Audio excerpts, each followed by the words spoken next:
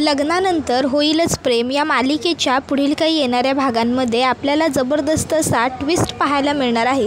चला तर मग मित्रांनो, अजिबात वेळ वाया न घालवता सुरुवात करूया त्या व्हिडिओला। तर आता आपण इथे पाहणार आहोत की कशा पद्धतीने आता विक्रम काकांनी जीवाला मान मोडेपर्यंत काम करण्याची शिक्षा दिली आणि याच गोष्टीचा फायदा रम्या आणि वसुहत्या उचलणार आणि जीवाला खूप साऱ्या मरणयातना देणार। आता नेमकं काय घडणार, कसं घडणार हे सगळं जाणून घेऊया आपल्या आजच्या या व्हिडिओमध्ये। तर आता आपण इथे पाहतोय की विक्रम काकांनी जीवाला सांगितलेलं असतं की जीवा, तू आता मान मोडेपर्यंत ऑफिसमध्ये काम करायचं आहेस आणि ते सुद्धा मी सांगेन ते। ऑफिसमधून सगळ्यांच्या नंतर तू निघायचं आणि ऑफिसमध्ये सगळ्यांच्या आधी तू पोहोचायचं। त्यावर जीवाने विक्रम काकांना सांगितलं, ठीक आहे बाबा, तुम्ही जे बोलताय ते सगळं मला मंजूर आहे। तुम्ही जसं सांगाल, जे काम सांगाल ते तसं तितकं सगळं काम करायला मी तयार आहे। नंदिनी ही जीवाला म्हणत असते, जीवा हो, तुम्ही हे सगळं काय बोलताय? ऑफिसला जाणार आहात का तुम्ही? नाही जीवा, तुम्हाला ऑफिसला नाही जायचं। तुमच्या इच्छा वेगळ्या आहेत, तुमचे स्वप्न पूर्ण वेगळे आहेत। तुम्ही हे सगळं नका बोलू। अहो, तुम्ही स्वतःला अडकवून घेताय। पण जीवा नंदिनीचं काहीच ऐकत नाही। तर दुसरीकडे काव्यासुद्धा पार्थला समजावते की पार्थ, हे बघा, समजून घेण्याचा प्रयत्न करा। खरंच सिच्युएशन खूप ऑड होती। मला तुम्हाला काही सांगायला, काही बोलायला वेळ मिळाला नाही, त्यामुळे मी तुम्हाला काहीही सांगितलं नव्हतं। पण याचा अर्थ असा होत नाही की मला तुमच्यापासून गोष्टी लपवायच्या होत्या। त्यावर जीवा पार्थ म्हणत असतो की मी तसा मुलगा झालो आहे ज्याच्याशी कोणाला काही शेअर करायचं नव्हतं। एक वेळ अशी होती की माझ्याशी सगळं शेअर करायच्या आणि आज एक वेळ अशी आहे की माझ्याजवळ कोणी काही बोलत नाही। दुसरा दिवस उगवलेला असतो। आज जीवाचा ऑफिसचा पहिला दिवस असतो। जीवा हा नंदिनीला असं दाखवत असतो की तो मनापासून ऑफिसला जायला तयार आहे। तो आता सकाळी लवकर उठतो, स्वतःहून अंघोळ वगैरे घेतो, छान व्हाईट शर्ट घालतो, त्याच्यावरती कोट वगैरे घालतो, आवरतो, तयार होतो। अगदी कॉर्पोरेट लुक ज्याप्रमाणे असतो तसा त्याने कॉर्पोरेट लुक केलेला असतो आणि मग आता तो म्हणायला लागतो की चला आता मला ऑफिसला जायचं आहे। नंदिनी, अगं, मी तुला काल म्हटलं होतं ना की मी जेव्हा ऑफिसला जायला निघत असेन तेव्हा माझ्या हातावरती दही साखर दे म्हणून। मला दही साखर आवडतं। मग हे काय, तू अजून दही साखर आणलं नाहीस का? अगं, मला खरोखर दही साखर खूप आवडतं। देणार नाही स्वतःच्या नवऱ्याला ऑफिसला जाताना पहिल्या दिवशी? त्याबरोबर मग मात्र आता नंदिनीचा नाईलाज होतो आणि मग नंदिनी ही दही साखर घेऊन येत जीवाच्या हातावर देते। आता जीवा दही साखर खातो आणि नंदिनीला म्हणतो, नंदिनी, तुझ्यामुळे मी चांगल्या मार्गाला लागलो आहे। आता मला ऑल द बेस्टसुद्धा कर की मी ऑफिसमध्ये जाऊन चांगलं काम करेन, कारण आतापर्यंत मी ऑफिसमध्ये फक्त गोंधळ आणि गोंधळच घातला आहे। बरं चल, बाय, मला उशीर होतो आहे, मी निघतो। त्याबरोबर आता इथे ऑफिसला जायला पार्थसुद्धा निघायला उठलेला असतो आणि तो आता आवरायला चाललेला असतो। तर काव्या तिकडे येते। काव्या पार्थला आयतं ब्लेझर हातामध्ये देते, त्याच्याबरोबर कॉफी आणून देते, शर्ट प्रेस करून देते, चष्मा देते, रुमाल देते, पॉकेट देते। ज्याप्रमाणे एका बायकोने सगळं केलं पाहिजे सगळं अगदी त्याप्रमाणे करते आणि आता पार्थला म्हणत असते, हे बघा देशमुख, खरंच I am really very sorry. मला तुमच्यापासून गोष्टी लपवायच्या नव्हत्या, मला तुमच्याशी खोटंसुद्धा बोलायचं नव्हतं, पण अहो, हे सगळं तुम्हाला सांगावं अशी योग्य वेळ मला सापडली नाही आणि त्यामुळे सर्व गोष्टी सांगायच्या राहून गेल्या। पार्थ म्हणत असतो, कधी वेळ येण्याची वाट बघता बघता वेळ कधी निघून जाते, कशी निघून जाते हे सुद्धा आपल्याला कळत नाही आणि वेळ निघून गेल्यावर काही गोष्टी सांगायच्या राहून गेल्या हे लक्षात येतात। त्याबरोबर इथे आता लगेचच वसुहत्या आणि रम्या ह्या खुश असतात। वसुहत्या आता रम्याला सांगते, रम्या, सध्या सगळ्यांचा टार्गेट जीवा झालेला आहे, त्यामुळे आपल्यावरचं सगळ्यांचं लक्ष आता हटलं आहे। आपण केलेले काळे कृत्य आता सगळे विसरलेले आहेत, त्यामुळे आता आपण सोज्वळ कशा आहोत हे दाखवून देण्याची पुन्हा एकदा वेळ आलेली आहे। आता एक काम करायचं, आता तू रोज ऑफिसला जायचं पार्थबरोबर किंवा एकटीने जायचं आणि ते जीवाला खूप ऑफिसमध्ये छळायचं। मग रम्या आता मला ऑफिसला जायचं आहे अशी अट विक्रमला बोलून दाखवते। त्यावर मालिनी काकू म्हणतात की अजिबात नाही विक्रम, जर जीवा ऑफिसमध्ये जाणार असेल तर रम्याने अजिबातच ऑफिसमध्ये जायचं नाही, कारण रम्याची आता तिथे काही गरज नाही आहे। रम्या ऑफिसला जायची बंद झाल्यापासून ऑफिसमधलं कुठलंही काम ठप्प झालेलं नाही आहे। त्याबरोबर आता विक्रम काका म्हणायला लागतात की का ऑफिसला जायचं नाही तिने तिचं क्वालिफिकेशन, तिचं शिक्षण का वाया घालवायचं? आणि मुळात हा ऑफिसला जातोय म्हणून तिने ऑफिसला जायचं नाही, हे कुठलं लॉजिक आहे तुझं मालिनी? ते काही नाही। जर रम्याला ऑफिसला जायचं आहे तर रम्या ऑफिसला जाणार. जर ती तिच्या शिक्षणाचा उपयोग आपल्या कामासाठी करते तर ही खूप चांगली गोष्ट आहे. आपल्या मुलाला तर ते कळलं नव्हतंच. त्याबरोबर मग त्या ठिकाणी जीवा आलेला असतो आणि जीवा म्हणतो रम्या ऑफिसला आली तरी मला काहीच प्रॉब्लेम नाही आहे. त्यानंतर आता रम्या, पार्थ, जीवा तिघंही ऑफिसला आलेले असतात. ऑफिसमध्ये पोहोचतानासुद्धा जीवाजवळ पार्थ एकही शब्द, अवक्षरसुद्धा बोललेला नसतो. तर शब्द तर खूपच दूरची गोष्ट. मग ऑफिसमध्ये पोहोचल्यावर आता जीवाला कामं सांगायची असतात, पण तीसुद्धा एम्प्लॉईवाली. त्यामुळे आता मग पार्थ हा लगेचच जीवाला जी काही कामं सांगायची आहेत ती सगळी रम्याला सांगतो आणि रम्याला म्हणतो जीवाला सगळी कामं सांग. त्याबरोबर मग लगेच रम्या ही जीवाला कामं सांगायला लागते आणि आता ती जीवाला अगदी हडूस करून जसं बाकीच्या एम्प्लॉईजना ती वागवते त्याप्रमाणे वागवत असते. म्हणजे अगदी कुचक्यासारखं, तुचड्यासारखं त्याच्याशी ती बोलत असते. तर आता दुसरीकडे वसुआत्याला बोर होत असतं, काहीतरी हातामध्ये काम हवं आहे असं तिला वाटत असतं. मग ती विचार करते चला जरा मालिनीचे कान भरावे तिच्या सुनेबद्दल. तसंही जीवाने हे जे काही केलं आहे ते सगळं नंदिनीसाठी केलं आहे. हे जेव्हा मालिनीला कळालं तेव्हा ती मालिनी तशीही नंदिनीवरती थोडीफार चिडली होतीच. जर ती नंदिनीवरती चिडली होतीच तर मग आता जरा त्यामध्ये आपणही भर घालावी. मग लगेचच आता वसुआत्या ही रम्याला कॉल करते आणि म्हणत असते तू तिकडे जीवाला छळ, मी इकडे नंदिनीला छळण्याची तयारी करते. मग ती आता मालिनीकडे येऊन मालिनी काकूंचे कान भरायला सुरुवात करते. पण मालिनी काकू अजिबातच चिडत नाही, रागवत नाही. उलट त्या म्हणतात आपलंच नाणं खोटं तर बनायला दोष देऊन काय उपयोग. जर जीवानेच मला काही सांगितलं नाही तर नंदिनीने माझ्यापासून गोष्टी लपवल्याचं दुःख मी काय करून घेऊ. तर आता इकडे विक्रम काका थोड्या उशिरानेच ऑफिसला पोहोचलेले असतात. आता ते जेव्हा ऑफिसला पोहोचतात तेव्हा त्यांच्या लक्षात येतं की जीवा हा त्याच्या डेस्कवरती बसलेला आहे आणि तो अगदी व्यवस्थित त्याला दिलेलं सगळं काम प्रामाणिकपणे करतोय. काम पूर्ण करण्यासाठी तो सगळे प्रयत्न करतोय आणि व्यवस्थित कामसुद्धा करतोय. हे सगळं विक्रम काका बघतात आणि जीवाला हाक न मारताच ते थेट केबिनमध्ये पार्थकडे निघून जातात. तर आता दुसरीकडे नंदिनी ही संध्याकाळी 5 वाजता जीवाची वाट बघायला लागते. कारण ऑफिस सुटायची वेळ संध्याकाळी 5चीच असते हे नंदिनीला माहीत असतं. पण जीवा अजून ऑफिसवरनं घरी आलेला नसतो. आता 7:30-8 वाजता जीवा घरी येतो. जीवा घरी आल्यावर खूपच जास्त थकलेला असतो, दमलेला असतो. नंदिनीने आता जीवासाठी आंघोळीला गरम पाणी वगैरे काढलेलं असतं. ती जीवाला सांगते जीवा जा तुम्ही पटकन आंघोळ वगैरे करून घ्या, फ्रेश व्हा, मी तुमच्यासाठी चहा नाश्ता घेऊन येते. मग जीवा आता नंदिनीला थँक्यू सो मच असं म्हणत बाथरूममध्ये जातो. आंघोळ वगैरे करून फ्रेश होऊन तो बाहेर येतो. आता तो केस विंचरतो आणि खाली बसतोच तोपर्यंत त्या ठिकाणी नंदिनी आलेली असते.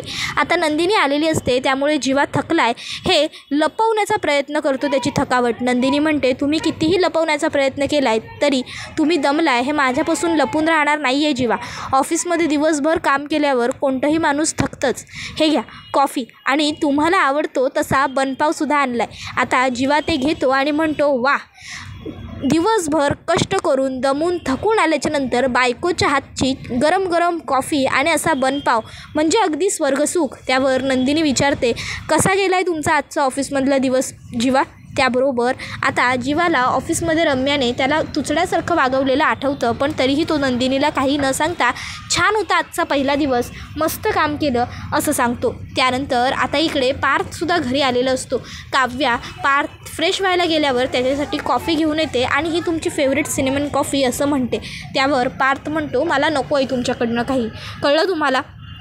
काव्या म्हणते देशमुख अहो मी एवढी माझ्या हातांनी तुमच्यासाठी बनवले, प्लीज घ्या. त्याबरोबर पार्थ म्हणतो नको आहे म्हटलं ना, प्लीज जबरदस्ती करू नका. मी काही लहान मूल नाही आहे की मला काय हवं काय नको हे मला स्वतःला कळत नाही तर ती तुम्ही काळजी घेतली पाहिजे, समजलं. मला काय हवं नको ते मला बरोबर कळतं.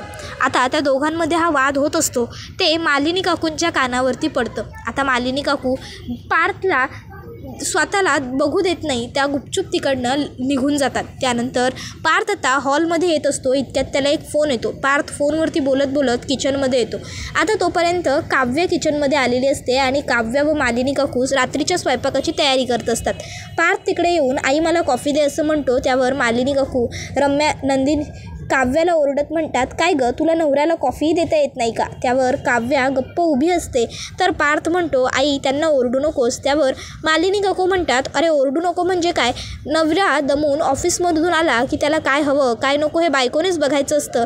काव्या कॉफी दे पहिली माझ्या मुलाला. आणि मग मालिनी काकू तिकडनं निघून जातात, जेणेकरून पार्थ आणि काव्याला जरा प्रायव्हसी मिळावी. मग काव्या पार्थसाठी पुन्हा कॉफी बनवायला लागते. त्याबरोबर पार्थ याला लक्षात येतं की आई आपल्यामुळे उगाचच काव्याला खूप जास्त ओरडली. मग आता पार्थ हा काव्याला म्हणायला लागतो की हे बघा, आईने तुम्हाला ओरडावं किंवा तिने तुमच्यावर रागवावं म्हणून मी मुद्दामून काही असं केलेलं नव्हतं. आणि राहिला प्रश्न माझ्या कॉफीचा, तर मला तुमच्या हातून कॉफी नको आहे. मला खोटारड्या माणसांचं काही आवडत नाही. मी माझी कॉफी स्वतः करून घेईन. असं म्हणत पार्थ स्वतःची कॉफी बनवून घ्यायला लागतो. तर आता दुसरीकडे रम्या ही वसवत्याला सांगत असते की कशा पद्धतीने तिने आज दिवसभर जीवाला राबवून घेतलं, कसं तिने जीवाकडनं कामं करून घेतली वगैरे सगळं. त्याबरोबर वसवत्या म्हणते, तुझा दिवस तर याचा अर्थ छान गेला, पण इकडे फार काही बरं घडलेलं नाही आहे. नाही म्हणजे मी मालिनीचे नंदिनी विरोधात कान भरण्याचे प्रयत्न केले होते, पण मालिनीचं असं म्हणणं आहे की जर आपलंच नाणं खोटं आहे तर बन्याला दोष देऊन उपयोग काय? त्यावर रम्या म्हणते, कोण बनी कोण नाणं? त्यावर वसवत्या म्हणते, अगं बनी नाही गं, बन्या म्हणजे म्हण आहे गं ती. जर आपलाच मुलगा चुकला आहे तर दुसऱ्याच्या मुलीला आपण काय बोलणार, असं ती म्हणत होती. त्याबरोबर लगेच रम्या म्हणते, मग आई तू पुढे काय करायचं ठरवलं आहेस? वसवत्या म्हणते, काय करायचं ठरवलं आहे म्हणजे मी असंच मालिनीला मॅनिप्युलेट करण्याचा प्रयत्न करत राहणार. तू त्या जीवाला जगू देऊ नकोस ऑफिसमध्ये रम्या.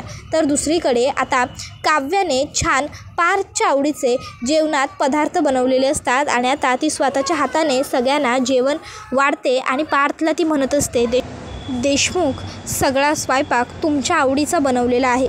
त्याबरोबर पार्थ हा काव्याला काहीच रिप्लाय देत नाही. मग काव्या ही पार्थला जेवण वाढते. जेवण खूपच जास्त छान आणि टेस्टी झालेलं असतं. जेवण वगैरे झाल्यावर सगळीजणं जेव्हा आपापल्या खोल्यांमध्ये जातात, काव्या पुन्हा पार्थला म्हणायला लागते, देशमुख अहो मी केवढे प्रयत्न करते तुम्हाला समजावण्यासाठी, तुम्हाला का समजत नाही आहे? प्रत्येक वेळी तर तुम्ही अगदी समजूतदार असल्यासारखं वागता, समजूतदारीने प्रत्येक गोष्ट समजून घेता, विचार करता. मग यावेळी तुमच्यातलं समजूतदारपणातलं माणूस कुठे गेलं आहे? असे का लहान मुलासारखे वेड्यासारखे वागताय? त्याबरोबर पार्थ म्हणतो, प्रत्येक वेळी समजून घेतो ना त्याचाच गैरफायदा घेतात माझा. आणि तो तिकडनं निघून जातो. मग आता काव्याला वाईट वाटतं. काव्याच्या डोळ्यात पाणी येतं. मग तिकडे मालिनी काकू येतात. काव्या मालिनी काकू आल्यावर डोळ्यातलं पाणी लपवण्याचा प्रयत्न करते.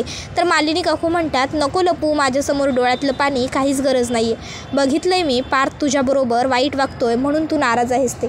पण हे बघ काव्या, पार्थ तुला वाईट वागवतोय म्हणून तू नाराज होण्यापेक्षा त्याचं मन जिंकण्याचा पुरेपूर प्रयत्न कर. अगं तो जितका साधा आहे, जितका हळवा आहे ना, तितकाच जास्त तो रागीटसुद्धा आहे. तुम्ही नवरा बायको अगदी सारख्याला वारके आहात. पार्थसुद्धा तुझ्यासारखाच आहे. जर तू चिडलीस की तू कशी खूप चिडतेस, तसंच पार्थचंसुद्धा आहे. पार्थ चिडला की खूप चिडतो. आता त्याला कसं मनवायचं हे फक्त तुलाच बघावं लागेल. त्यावर काव्या म्हणते, अहो मी मनवेन त्यांना, पण त्यांनी माझं ऐकून तर घ्यायला हवं. मी त्यांना कधीपासून समजावण्याचा प्रयत्न करते की मी त्यांच्यापासून गोष्टी जाणून बुजून किंवा मुद्दाम लपवलेल्या नाही आहेत, पण माझं काही ऐकतच नाही आहेत. मालिनी काकू तिला सांगतात, थोडा वेळ दे, हळूहळू गोष्टी सुधारतील. मग काव्य होकार देते आणि तिकडनं निघते. त्यानंतर मालिनी काकू ह्या आता एकट्याच तिथे उभ्या असतात आणि त्या विचार करायला लागतात की माझ्या सोन्यासारख्या आनंदाच्या घरामध्ये हे सगळं त्या आनंद निवासमुळे काय होऊन बसलं. माझा जीवा जो आजपर्यंत खोटं बोलला नव्हता माझ्याबरोबर, तो सुद्धा माझ्याशी खोटं बोलला. पण खोटं जरी बोलला असला तरी जीवाने चुकीचं असं काही केलेलं नाही आहे. तर दुसरीकडे वसवत्याही रम्याला म्हणत असते, हे बघ रम्या, जीवाला चांगला धडा शिकव, अद्दल घडव. इतक्यात कल्पना येऊन त्यांना जेवायला हाक मारते. मग आता सगळे जेवायला टेबलावर आल्यावर वसवत्या मुद्दाम जीवाला म्हणते, कसा गेला रे आजचा तुझा पहिला दिवस? तशी लगेच रम्या म्हणते, अगं आई काय विचारतेस तू त्याला? ज्याप्रमाणे एक सामान्य कामगार येऊन कामामध्ये काम करतो, अगदी त्याचप्रमाणे आज दिवसभर मान मोडेपर्यंत त्याने सुद्धा काम केलेलं आहे. थकलाच असेल बिचारा. त्यावर लगेचच मालिनी काकू म्हणतात, रम्या, वसुताई, तुम्ही दमला असाल ना दिवसभर कष्ट करून, जरा जेवून घ्या शांतपणे. जेवताना बोललेलं चांगलं नसतं फारसं. त्यानंतर आता इथे जीवाचं जेवण झालेलं असतं. जेवण झाल्याबरोबर जीवा खोलीत जातो आणि सरळ झोपून घेतो. तो आज खूप दमलेला असतो. मग आता नंदिनी ही सगळं काही जेवणं वगैरे झाल्यावर आवरावर करते, स्वयंपाकघर आवरते, त्याच्यानंतर जेवलेली भांडी वगैरे स्वच्छ करून घेते, सगळं व्यवस्थित ठेवते. जेवणं वगैरे झाकून वगैरे ठेवून मग ती खोलीमध्ये येऊन बघते तर काय, जो जीवा रोज जागा असतो रात्री 2-2 वाजेपर्यंत, तोच जीवा आज अगदीच रात्री 10:30 वाजता झोपलेला असतो. नंदिनी जीवाच्या डोक्यावरून हात फिरवायला लागते आणि हे सगळं माझ्यामुळे झालं असं म्हणत असते. त्याबरोबर वसवत्या, रम्या ह्या तर त्यांच्या आनंदात मग्न असतात. तर मालिनी काकू ह्या मात्र विक्रम काकांपासून नाराज असतात. त्यामुळे विक्रम काकांबरोबर ते ऑफिसवरून आल्यापासून मालिनी काकू एक शब्दसुद्धा बोललेला नसतात. अगदी जेवतानासुद्धा ते त्यांच्याशी बोलत नाही. मग विक्रम काका म्हणतात, मालिनी, तुला वाटतं आहे की मला कळत नाही आहे, पण मला बरोबर कळालं आहे. मी जीवाला कामाला लावल्याचं तुला अजिबातच पटलेलं नाही आहे आणि म्हणून तू माझ्याबरोबर अबोला धरला आहेस, बरोबर ना? पण तू अबोला धरलास तरी मला फरक पडत नाही. माझ्या मुलाला बाप म्हणून शिस्त लावण्यासाठी मला थोडं कठोर व्हावंच लागेल. त्यावर मालिनी काकू म्हणतात, शिस्त लावणं वेगळं आणि सक्ती करणं वेगळं असतं विक्रम. तुम्ही जीवाला जी लावताय त्याला शिस्त नाही, त्याला सक्ती म्हणतात. कळतंय का? आजपर्यंत आपण आपल्या मुलांवर कधीच काहीच लादलं नव्हतं आणि आज आपण. त्याबरोबर विक्रम काका म्हणतात, पण याआधी आपली मुलं आपल्याबरोबर कधीच इतकं खोटारडेपणाने वागली नव्हती. आज पहिल्यांदाच वागली आहेत. जर पहिल्याच वेळी ही सवय मोडून काढली तर पुन्हा असं होणार नाही. कळतंय का तुला? त्याबरोबर दुसरीकडे आता जीवा हा सकाळी ऑफिसला जायला उठलेला असतो. आता जीवा हा आवरायला लागतो. नंदिनी त्याच्या आधीच उठून आवरून स्वयंपाकघरात गेलेली असते. आता जीवाला उठवायला हवं या विचाराने नंदिनी जेव्हा आत येते आणि बघते जीवा उठलाय, उलट तो आंघोळ करून आलाय, त्यावेळेस नंदिनीला आश्चर्य वाटतं. नंदिनीकडे प्रश्नचिन्ह असतं की असं कसं झालं? जीवा म्हणतो, का गं असं का बघतेस? नंदिनी म्हणते, जीवा, हे काय, तुम्ही एवढ्या लवकर आज कसे काय उठलात? त्याबरोबर जीवा नंदिनीला म्हणतो, नंदिनी, अगं असं काय करतेस? काल मी ऑफिसचा पहिला दिवस भरून आलो, आज दुसरा दिवस आहे. बाबांनी सांगितलं आहे अजिबात उशिरा यायचं नाही. काय मग मला लवकर वेळेवर तर पोचायला हवंच ना ऑफिसला. निघतो मी, चल आवरून घेतो पटपट. तर दुसरीकडे वसवत्या रम्याला सांगते, हे बघ रम्या, जीवाला राबव, पण कुठल्याही पद्धतीत हे विक्रमच्या किंवा पार्थच्या लक्षात येऊ देऊ नकोस, नाहीतर तुला ऑफिसला जाणं ते बंद करते. त्याबरोबर आता इकडे नंदिनी हिचे डोळे पाणावलेले असतात. तर जीवा म्हणत असतो, नंदिनी, हे बघ, प्रत्येक गोष्टीचा दोष तू स्वतःला देणं बंद कर. तुझ्यामुळे काहीही झालेलं नाही आहे आणि आता बाद झाला ना त्या गोष्टी पुन्हा तेच पुन्हा बोलल्याने काहीही नवीन निष्पन्न होणार नाही आहे. चल मी निघतो. आणि मग जीवा आता तयार होतो, ब्रेकफास्ट करतो आणि ऑफिसला निघून जातो. त्याबरोबर आता वसवत्या ही सुद्धा रम्याला आज जीवाला नवीन पद्धतीने छळण्यासाठी ऑल द बेस्ट करते रम्याला. मग रम्यासुद्धा आता ऑफिसला गेलेली असते. त्याबरोबर हा व्हिडिओ इथेच संपतो. व्हिडिओ आवडला असेल तर व्हिडिओला लाईक करा, चॅनलवर नवीन असाल तर चॅनलला सबस्क्राईब करा आणि बेल आयकॉन आठवणीने प्रेस करा, जेणेकरून तुम्हाला पुढच्या प्रत्येक व्हिडिओचं नोटिफिकेशन मिळत जाईल आणि सर्व व्हिडिओंचा आनंद हा अगदी उत्तम पद्धतीने घेता येईल. चला तर मग मित्रांनो, आजच्या पुरतं इथेच थांबूया. पुढचा व्हिडिओ येईपर्यंत या व्हिडिओचा छान पद्धतीने आनंद घेत राहा. टाटा, बाय बाय, धन्यवाद, take care all of you.